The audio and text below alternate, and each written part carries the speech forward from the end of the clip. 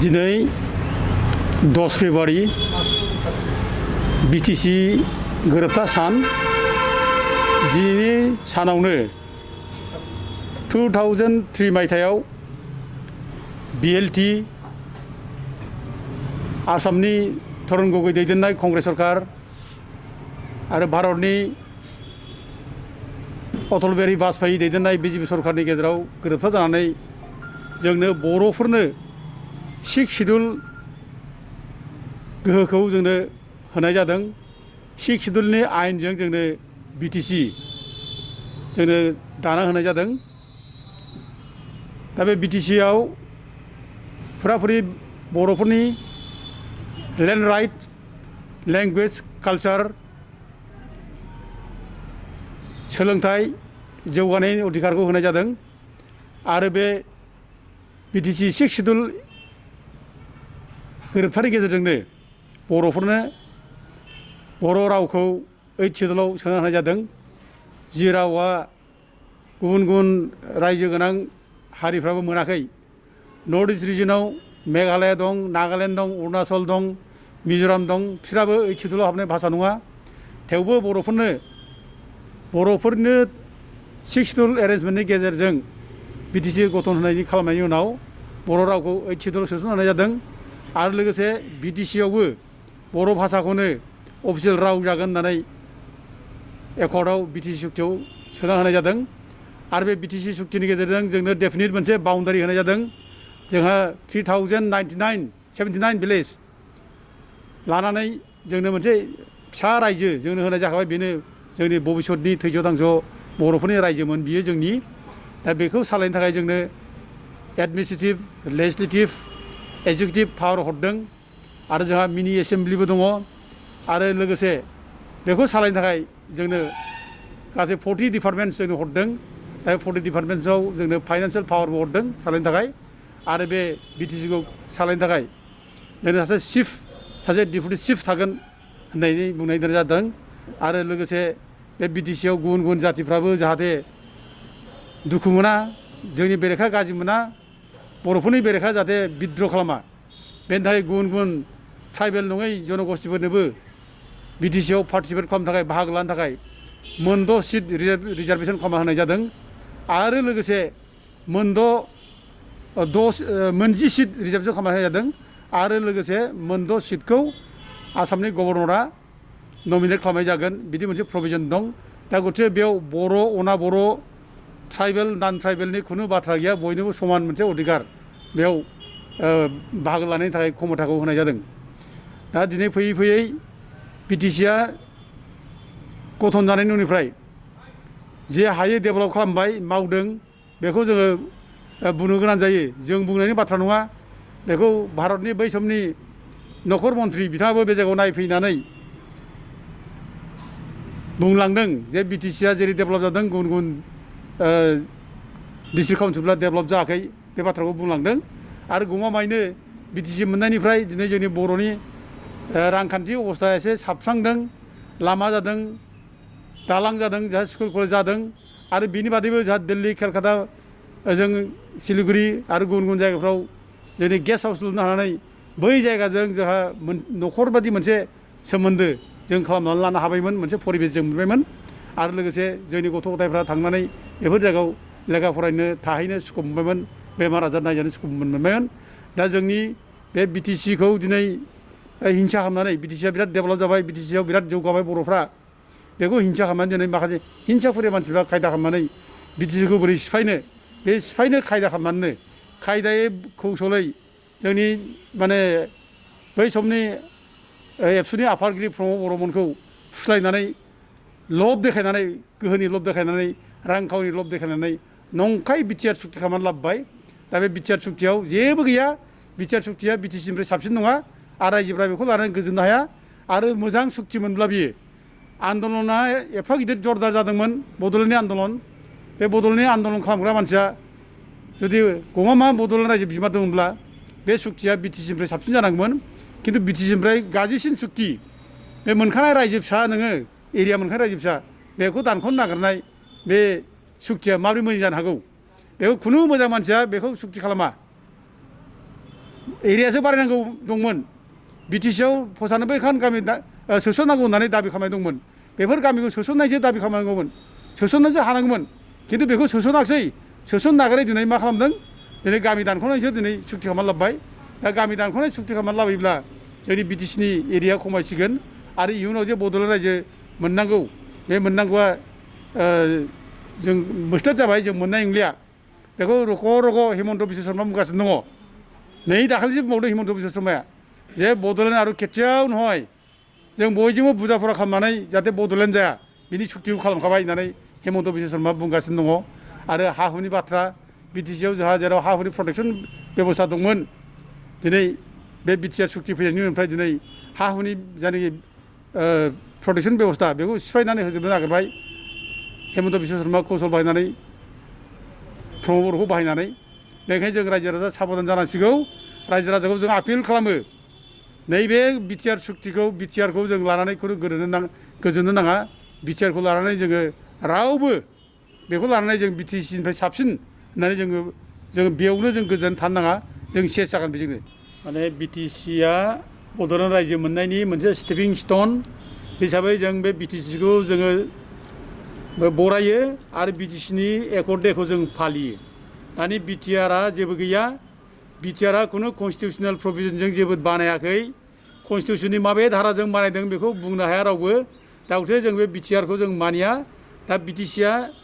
6 सिडुलजों जानाय बेखायनो जोङो बे बिटिसिनि एकर्ड डेखौ जोङो बयबो रंजा बाजायै जोङो फालियो आरो रायजो राजाफोरनो जोंनि मोजां मोननाय बरायहरो दिनै जोङो जोंनि all India Bodo' people national league for Bodoland institute आफादनिफ्राय बिटिसि गोरोबथाखौ बरहायनानै 18 जितु एनुवेल बार्थ एनिभार्सारिखौ जों फालिदों आरो दुलाराय बर' फिसाफ्रा जायफ्रा दिनैनि दिनखौ फालिदों बिथांमोननोबो जोङो गोसो गोरबोनि अननाय साबायखर आरो हामलायनाय बावहरबाय आरो बे सक्तिखौ खुनु दिन फोजोबनायनि खोथा गैया बेनि उल्थायै जोंहा बिटिडिखौसो बड'लेण्डनि महर मोनहोनानै फुल फ्लेजेड स्टेट दाफुंनांगौ आरो बे खामानिया आद्रा जानानै दं बर'नि दुखु हांमानि खौरांखौ बबे रावजों फोरमायनो राव नागिरना मोनथावा जादों दा बेसेबांबा हाजार बर' फिसाफोरनि जिउ दान होनायनि जाहोनाव 200सो जखन साजौ 200 जनसो बर' आइजोफोरनि सेस्टिटि सतित्व नस्थ खालामजानायनि उनाव रेप खालामजानायनि उनाव लाख बर' फिसाफ्रा जेल हाजोराव सोखांजानायनि उनाव कौटि कौटि थाखानि रांखावरि न' बां सय सम्पति सावजानायनि उनाव डेमेज खालामजाखांनायनि उनाव जे बड'लेण्डखौ दानो थाखाय जे खेबनै सुक्ति जालांदोंमोन 1992 फार्स्ट जायनि फिथाइसो बिएसि जादोंमोन आरो बै समनि बड'लेण्ड अट'नमास काउन्सिलखौ डेभेलप खालामना आपग्रेड खालामनो थाखायनो बिएलटिनि लिडारशिपआव जे आर्म स्ट्रागल जादोंमोन बे आर्म स्ट्रागलनि रिजाल्ट हिसाबै 2003नि दिनैनि गोथार सान जारिमिनारि सान 10 फेब्रुवारि अक्ट'खालि गोदान मोनसे सुक्ति एबा बर' गोरोबथा जानानै थांदोंमोन आरोखि बे गोरोबथानि गेजेरजों भारत सरकारा आसामनि प्लेन्सआव थानाय बर'फोरनोबो हाजोनि गुबुन गुबुन जायगायाव थानाय हिल्स ट्राइबेलफोरनो जेरै कनस्टिटिउसन अट'नमि होदोंमोन बे एखे रोखोमनि अट'नमिखौ जोंनोबो होनाय जादोंमोन आरो बे 6 सिडुलनि आन्दाराव बर'फोरनो जि अट'नमि होनाय जादोंमोन बे अट'नमिनि गेजेरजों थांनाय फुराफुरि 70 बोसोराव बड'लेण्ड ओनसोला जेनिबो बिथिङाव नांगौ रोखोमनि डेभेलप जानो हाबायमोन आरो school college university CIT engineering college गासिबो जाबायमोन जाबावनांगौ दं नो डाउट गोबां लामा सामा बानायनाय जाबायमोन मानसिफोरनि रांखावरि अबस्था एसे साबखांसिनबायमोन आरोखि जिखिनि गोहो मोननानै जे बड'लेण्ड ओनसोला जौगाबायमोन बेखौ डक्टर हेमन्त बिश्व शर्मा बायदि बर'नि बिराद बयनिख्रुइ देरसिन हिंसाकुरिया बर'नि दायना बायदि मानसिया बेखौ मेगन सानानै बे बिटिसि आरो बिटिडिखौ फोजोबफिननो थाखाय प्रमद बर' आरो गबिन्द बसुमतारीमोन बायदि मानसिखौ गावसिनि RSS BJP पार्टीनि गभर्नमेन्टनि प्लेन्टेड सेक्रेटारि एजेन्ट हिसाबै बाहायनानै थाखा फैसा रांखावरि गादिनि लब देखायनानै बिसोरखौ दालाल बानायनानै रायजो राजानाव सोङा हसिया 27 जानुवारि जि गोदान बर' गोरोबथा खालामनानै लाबोबाय बे बर' गोरोबथा बर' जातिनि खाफालखौ जाबाय आरो थाखानाय BTC आरो BTT खौ फोजोबनायनि लामायाव बिसोर लाबोबाय सौफैहोबाय बेखायनो जोङो थैलाय उजिलाय बे BTR कनसेप्टनि सायाव जे गोरोबथा जालांखांबाय बेखौ आजावनायनि बजबनायनि खुनु खोथा गैया BTC आरो BTT मोनखानायखौ खुनु दिन जों फोजोबहोनो हानायाव जों गैया आरोखि दरखार जुदि जायोब्ला संकसनिफ्राय सदियासिम खोलाहा बुरलुंबुथुर दैमाखौनो नेशनेल बाउन्डारि बानायनानै आलादा हादोर बिनानै सोमावसारफिननो थाखाय दुलाराय बर' हारिनि मानसिया जानजि खाफ्राफिनगोन आरो दिनै BTD-आव हाबखानाय गामिफोरखौ दाननो नागिरदों दा कनस्टिटिउसनेल प्रभिजन मथेबा BTD-आव गासै 3079 गामि हाबखाबायमोन बेनि गासै हानि गुवारथिया टटेल जिअ'पलिटिकेल बाउन्डारिया एरियाया more than 9000 स्कुवेर किल'मिटार जाखाबायमोन आरोखि उनाव सानसे बेलासे बे 9000 स्कुवेर किल'मिटारखौ लानानैनो सेपारेट स्टेट अफ बड'लेण्डआ जानायनि चान्स दंमोन प्रसपेक्ट दंमोन जाहैखागौमोन दा बे जाखागौमोन जि future prospect for separate state Bodoland बेनि जिअ'पलिटिकेल टेरिटरियेल इन्टिग्रिटि कन्टिगुइटि बेखौ फोजोबनो थाखायनो बे BTR सुक्तिखौ खालामना होदों आरोखि जोङो खुनु पयधे बे 3079 गामिनिफ्राय गामि दरसे दानहोनायनि खोथानो गैया 1 इन्सिबो हा जों दाननो गैया दरखार जुदि जायोब्ला मा रोखोमनि गिलु बालु सोमावसारनाय खालामनांगोन बेखौ खालामनो बाध्य जागोन नै दाखालिसो आं दिल्लीयाव थांनानै भारतनि प्राइम मिनिस्टार इउनियन हम मिनिस्टार हम सेक्रेटारि हम मिनिस्टारनि जइन्ट सेक्रेटारि बिथांमोननो थांनाय 2020 मायथाइनि 26 जानुवारिनिफ्राय जागायनानै दिनैसिम जों BTR-खौ अपोज खालामनानै BTR-खौ अपोज खालामनानै आरो BTC आरो BTD-खौ मानो लाखिनांगौ बेनि आर्गुमेन्ट होनानै जेसेबां मेम'रेन्डाम हरदों बे मेम'रेन्डामनि कपिफोरखौ एटाच खालामनानै 2 पेजनि गोख्रों लाइजाम लिरनानै आङो दिल्लीयाव साबमिट होना फैबाय दा आं कुइसन खालामदों जों इसिबां अथ' थारिखआव जों मेम'रेन्डाम हरबाय मा आसरित सोमोनांथाव खुनु रेसपन्स मानो होआखै आइदार नेगेटिभ पजिटिभ दा जों रिप्लाइ बिदों आरोखि जोङो जोंनि all India Bodo' people's national league for Bodoland statehood बेनि स्पेसियेल कनभेनसनखौ उदालगुरियाव जों नैबे दाननिनो उइकनि गेजेराव जों गोख्रोङै गोगोम रोखोमै जों फज'गोन all India Bodo' people's national league for Bodoland स्टेटहुडखौ फुल फ्लेजेड कमिटि दागोन वेस्ट बेंगलनि स्टेट कमिटि दागोन आसामनि स्टेट कमिटि दागोन नागालेण्ड त्रिपुरा अरुणाचल मेघालय बेनि स्टेट कमिटि दागोन आरोखि दुलाराय भारत हादोरनि बर' फिसाखौनो खौसेयाव लाफानानै जों बड'लेण्ड आलादा रायजोनि सोमावसारनायखौ जागायफिननो जोंनि जानजि खाफ्रागासिनो दं आरोखि दा जों आपिल खालामनो लुबैदों जायफ्रा बुजिया सोमजिया बे BTR एकर्डखौ बाख्नायफ्रांदों UPL पार्टियाव जइन खालामफ्रांदों BJP पार्टियाव हाबफ्रांदों बेबायदि अनजाथाव सिबिजाथाव बर' बिदा फंबाय बिब' बिनानावफोरखौ जों खावलायनो जातिनि बे अलखद समाव बर' जातिनि बृहत्तर सार्थनि खाथिराव बड'लेण्ड रायजोखौ थाबैनो सोमावसारनायनि गेजेरजों आदाय खालामफिननो थाखाय बिथांमोना UPL पार्टी आरो BJP पार्टिखौ थाबैनो गारना फैनांगौ गाव गावनि न'खराव हाबफैफिननांगौ जयैनो खौसेनि सोमावसारनायखौ ग्रिड लांफिननांगौ आरोखि बे आपिलखौ जों होबाय सोरबा सोरबा इन्डिभिजुवेल मानसिनि सायाव खुनु सत्रुता मनोभाब गैया दा प्रमद बर'आ जुदि बुजिबायब्ला बियो जोगदावना फैनांगौ बियो दिनै BTC नि इलेक्सन गेलेदों बियो आरो बिटिआर होननानैसो बुंगासिनो दं बियो मा जाखो बियो बिटिएडिखौ बिटिआर बानायनो हाया संबिधानाव बिदि लिरनाय गैया 6 सिटिनि आन्दाराव अट'नमास डिस्ट्रिक्टसो जायो अट'नमास डिभिजन जाया 2003 आव जेब्ला बिटिसि एक्टनि बिलनि कपि रानो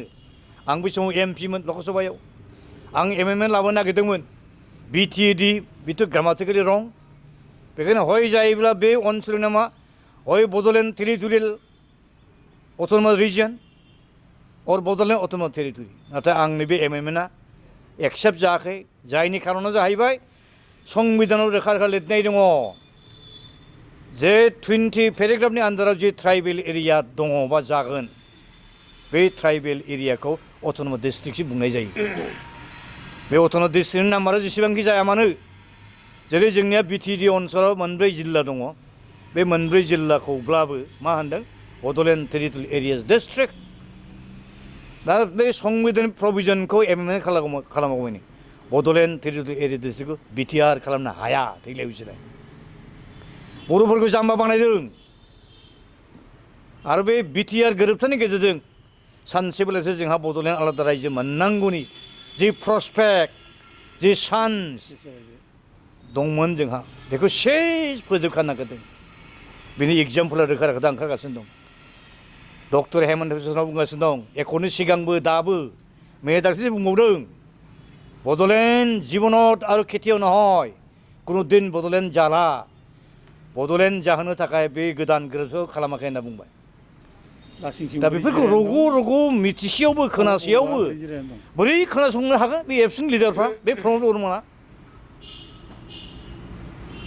दा बेखायनो जों आपिल खालामदों जा भुल जानानै थांबाय try to rectify try to introspect into what kind of blunders have already been committed either knowingly or unknowingly मिथिनानै जा मिथिया जासेनो जा जि गोरोन्थि खालामफ्लांबाय बेखौ इन्ट्रस्पेक्सन खालाम बिजिरफिन नायबिजिरफिन थोंगोराव फै गोथोङाव फै असेयाव फै सैथोआव फै जोंनि खावलायनाया बे आरोखि आरो वान डे सामडे सानसेखालि जों जे सेपारेट स्टेट बड'लेण्ड मोनगोन it is definite we are very much sanguine about this fact जेरै नागाफ्रा मिज'फ्रा अरुणाचलिसफ्रा तेलेंगानाफ्रा पान्जाबिफ्रा हिमाचलिसफ्रा गुजराती माराठीफ्रा उड़ियाफ्रा बेंगलिफ्रा सेपारेट स्टेट मोनोब्ला why not the Bodo' people it is obvious आरो इन्डियान कनस्टिटिउसना it is not static it is dynamic separate state दानायनि कुइसना बे डायनामिक इट इज फ्लेक्सिबल जेब्लानो गोसो जायो गभर्नमेन्ट अफ इन्डिया दाना होनो हायो it depends upon the wisdom of द कनसार्न पार्टिस इन पावार 2008 आव बिजेपि पार्टिनि first prime minister Atal Bihari वाजपेयीआ मोनथाम सेपारेट स्टेट दाना गालांदों उत्तराखन्ड झारखन्ड छत्तीसगढ़ जोंखौ थगायदों उनाव उफाय गैयैनि जोंनो 6 सिडिउल होनांदों दिनै बे अटल बिहारी वाजपेयीआ होलांखानाय जोंनि 6 सिडिउलखौ दिनै बिजेपि पार्टिनि गोदान leader prime minister Narendra Modi Amit शाहआ बेखौ सेस खालामनो नागिरदों लासिं सिं आरोखि उइ स्ट्रंलि कन्डेम इट जोंबो निन्दा खालाम जों मुगैयो आरोखि आरो खुनु पयटे सेपारेट स्टेटनि सायाव खुनु कमप्रमाइज गैया दरखार जुदि जायोब्ला जों बुंगोन जे खोलाहा बड'लेण्डनि बाउन्डारिया नेचारेल बाउन्डारि जागोन that will be the river great Brahmaputra जोंहा टाइम गैया गामि नागिरनो बासिनो बुरलुंबुथुर दैमानो सिमा आरो जेब्ला जोंनि बे ओनसोला भुटान दुवार्स बा कछारी दुवार्समोन बै समाव कछारी दुवार्स बा भुटान दुवार्सनि खोला सिमाया बुरलुंबुथुरसिममोन आरो बे कछारी दुवार्सखौ बेंग्राफ्रा बांसिनानो बर' मेस कछारीफोर बेखायनो बेखौ कछारी दुवार्सबो मेस दुवार बुंनाय जायोमोन जोंहा हिस्ट्रिकेल प्रेक्टिस दं हिस्ट्रिकेल बेकग्राउन्ड क्लेम दं जोंहा दिनै जाय गुबुन गुबुन हारिनि मानसिया बिटिडिआव थानो गोसो गैया बिसोर मामला फैयाबालाय हाथ' जोंनि जुसो ना जोंथ' बिसोरखौ रावखौबो होखानो नागिराखै था नोंसोर थानायाव जोंहा समाय होजायाखै खिन्थु जोंनि हाखौ लाफानानै थांगोन बे सोलिनाय नङा खिन्थु दाखालि आङो रिसेन्टलि धुबुरी जिल्लानि सा ओनसोलाव नायगिदिंहैदों पार्टिकुलारलि माने माबाखौ आरोखि बिलासिपारा सिभिल साब डिभिजन सिङाव बर' गामिनि अनगायै 100-200 बोसोर सिगाङाव बेयाव खुनु गुबुन जाथिनि गामि गैयामोन दंब्ला बर'जों लोगोसे राभानि गामि दंमोन गार'नि दंमोन माखासे नाथ जुगिनि मानसिनि दंमोन राजबंसिनि दंमोन बिनि अनगायै गुबुन गुबुन हारि जाय हारिनि पपुलेसन लाख लाख जाबाय जों आउट नाम्बार जाबाय थाखिमारि गामियाव दाख्लै थांदों थाखिमारिया बिराद गिदिर लास्ट लेटेस्ट बर' गामिमोन बियो थांनाय 2012 मायथाइनि मुस्लिम आरो बर'नि दावहायाव बिसोराबो न' बां सावजानो खारनांबाय आरोखि दाबो न'खरनै बर' फिसाफ्रा खुनु रोखोमाव जिउ खांनानै दं बिलासिफोरा टाउननि खाथियाव मोनसे बिराद गिदिर बर' गामि दं सुरजाखाता गुबुन जातिनि उपद्रबआव बिनि हा हुखौ फाननानै दतमा टाउननियाव थांनानै जायगायाव थांनानै सुरजाखाता नाम दाहैदों गोदान बर' गामि बिनि खाथियाव एलेंबारि होननाय मोनसे बिराद गिदिर बर' गामि दंमोन बे एलेंबारिनि बर'आ खारै खारै दतमायाव थाहैनानै एलेंबारि नामनि गोदान गामि दाहैदों बुरलुंबुथुरनि सेराव मा दं लालियाफारा बर' गामि दं सान्दुदिङा हाजोजों नांजाबनाय अल्डेस्ट बर' गामि बियो सान्द सादाग'नि नाव जेराव दोबैदों सान्द सादाग'आ बर' मानसिसोमोन दस्रा सादाग'आ नङामोन बियो धिरबिलनि सानजाहा जेसेबां जायगा दङ बेयाव बर' गामि दंमोन बर'नि अनगायै गुबुन गैया बेवहाय राभा दं गार' दं राजबंसि दं नाथजुगिबो दं आरोखि दा दिनै उनावसो फैनानै बे गुबुन गुबुन हारिनि मानसिया सोरबा डक्टर हेमन्त बिश्व थुनज्लायनायाव जों बर'नाव थाया होननानै हाजार हाजार कपिस एप्लिकेसन मेम'रेन्डाम हैनायखौ जों खुनु उफायदो जों गनाया आरो सिक्स सेडुलनिफ्राय हा दानख'नाय गामि दानख'नाया जोंनियावनो फार्स्ट एटेम्प्ट खालामदों नर्थ इस्टआव गासै 10टा अट'नमास डिस्ट्रिक्ट काउन्सिल दं खुनु अट'नमास डिस्ट्रिक्ट काउन्सिलनि खुनु गामिखौ जायगाखौ दाननायनि खुनु बे रोखोम सिक्स सेडुलनि पेरा 40नि आन्दाराव खुनु बाउन्डारि कमिसन खुनु फज'वाखै खेबसेखालि फज'दोंमोन बे फज'नायनि जाहोना जाहैबाय बै समनि the United Khasi and Jaintia hills Jaintia autonomous district बेखौ बुखावनानै जे जयन्तियाफोरनो आलादा मोनसे अट'नमास डिस्ट्रिक्ट होनो थाखाय माबाखौ आरोखि मोनसे साब डिभिजन दंमोन आरोखि बेखौ आं नामखौ बावबाय उनाव बेखौ लुसाइ बानायबाय आरोखि लुसाइ नङा हेरि जयन्तिया अट'नमास डिस्ट्रिक्ट खालामबाय जय साब डिभिजना बे United Khasi and Jaintia hills autonomous district काउन्सिलनि साब डिभिजनमोन दा जयन्तियाफोरनो आलादा मोनसे अट'नमास डिस्ट्रिक्ट होनांगौनि थाखाय बे कमिसनखौ दानाय जादों उइथिन दा सिक्स सेडुल थाफिनदों बियो सिक्स सेडुलनि बाहेरायाव दानाखै दा जोंनिखौ मा खालामनो नागिरदों सिक्स सेडुलनिफ्राय बायजोआव दाननानै लांनो नागिरदों आरोखि अथ'स' जोंनि बिटिजि बा बिटिसिआबो आसामनि मोनसे इन्टिग्रेल पार्ट बियो उइथिन द पेरामिटार अफ दि आसामनि जिअ पलिटिकेल मेपआवनो मा आसामा गिनांगौनि मा कुइसन दं बेवहाय बे गासिबो पलिटिकेल मेसमेरिजम ओमफ्राय मोनसे गाज्रि मोनसे उदाहरन जागोन बे जाहैबाय जेब्ला नोङो बाउन्डारि कमिसन दानानै दा बिटिटिनिफ्राय गामि दानख'नो नागिरदों दा बेखौनो जोंनि एबसुनि नेताफोर प्रमद बर'मोनहा बेखौनो सापर्ट खालामदों गामि दानख'नायखौ बिसोर सुक्ति खालामना लाबोदों जेब्ला कमिसन दानानै गामि दानख'नाया जागोन अब्ला बे मोनसे प्रेसिडेन्ट मोनसे उदाहरन बियो गोरा मोनसे उदाहरन जागोन बोसोरब्रै बोसोरबा बा 10 बोसोर 20 बोसोरनि उनाव आरोबाव बे अबेबा एरिया जुदि बर'फ्रा मेजरिटि जाबायब्ला बे जायगायाव गुबुन जाथिया नन ट्राइबेल मानसिफ्रा जुदि मेजरिटि जायोब्ला बर'फ्रा माइनरिटि जायोब्ला खम बिसानि जायोब्ला बर'फ्रा गुबुन जाथियासो बांसिन जायोब्ला अब्लाबो बेखौ दानख'नांगौ होननानै अब्ला कमिसन दानानै दानख'नो हानायनि मोनसे प्रेसिडेन्ट जागोन बे मोनसे उदाहरन जागोन बियो दा गथे जोंनो बेबायदि क्लजखौ जोंनो मानो नांगौ बेबायदि उदाहरनखौ मानो खालामखो बे सुक्तिखौ मानो खालामखो बे सुक्तिया बिदिब्ला बोरै मोजां जाखो बेवहाय मोनसे खोथा आं दाजाबफानो लुबैबावदों जे जायफोर कनसियास सांग्रां मानसिफोर जोंनि बर' फिसाफोर गुबुन हारिनि मानसिफोर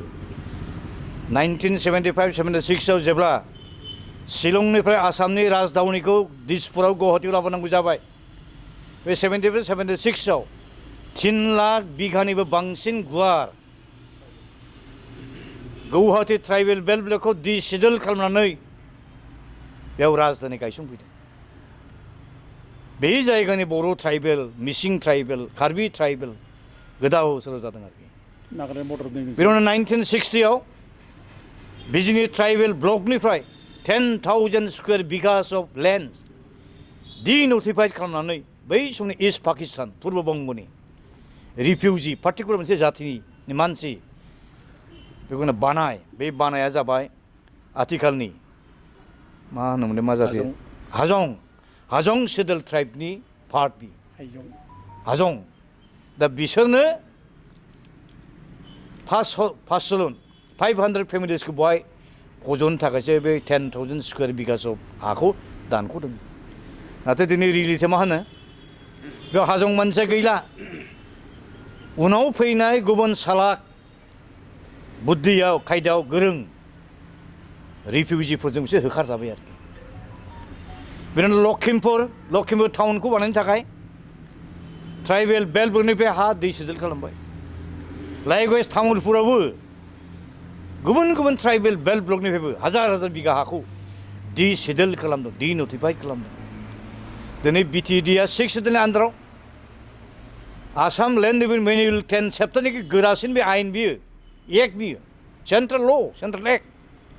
दा बे सेन्ट्रेल एक्टआ कभार खालामखानाय